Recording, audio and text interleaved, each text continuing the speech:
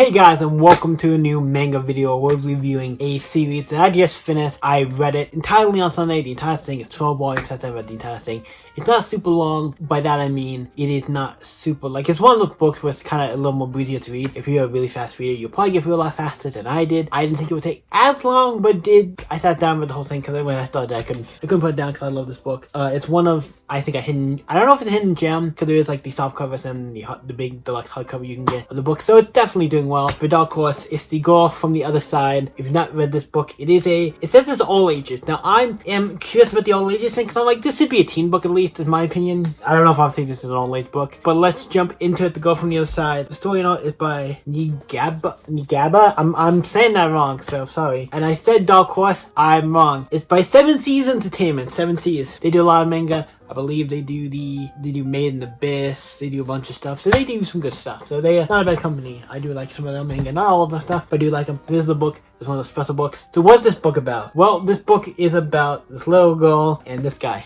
who is the main guy. As you can see, looks like a monster or something. He doesn't look human, right? He is called an outsider. He has, presumably from his knowledge at the beginning, he knows that I'm a being that has been cursed.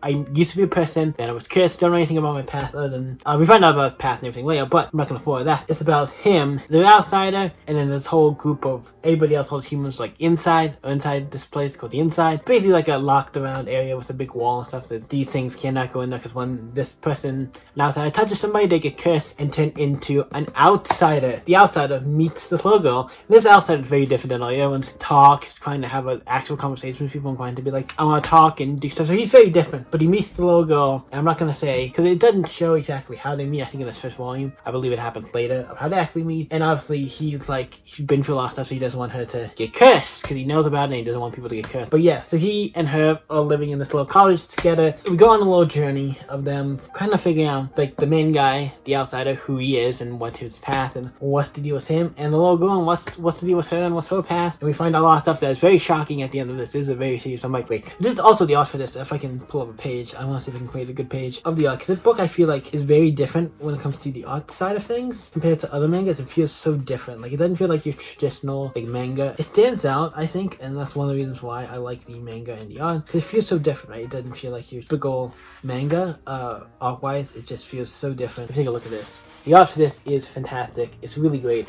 It stands out, and that's one of the reasons I think the book is good. Because the art fits with the story as a more serious story. I mean, I'm not saying it's a humor in this. Not really, I would say. I mean, you could say the little girl and him, and they're like talking or doing stuff together, because they obviously do a lot of stuff where they're like making food, taking care of the house, doing laundry, chopping wood, doing all, like, you know, basic stuff to live, and their interaction with each other. And then, like, also the outsider can't feel anything, like cold, heat, can't really eat, can't do a lot of things. So he is very different, and he doesn't have really, like, emotions and stuff. He does care for this girl, wants to protect her, but he's very different than any other outsider we meet in the series, and it's very interesting. But that's finding out who they are. We've learned more about what the outsiders are later on in the series, the curse, what it is, how this all came about, and obviously how the government and the king, or not the government, but the king and the priests, or the guy, bishop, or whatever the guy is. Obviously there's always like a pope or somebody who has some stuff to do with it, but that's not to wait later, and I'm stopping now before I go into spoilers. We find out more about them and those other characters, and this is just a fun series. I really enjoy. I think this is just good. Like, this is just generally, I hope I got this video done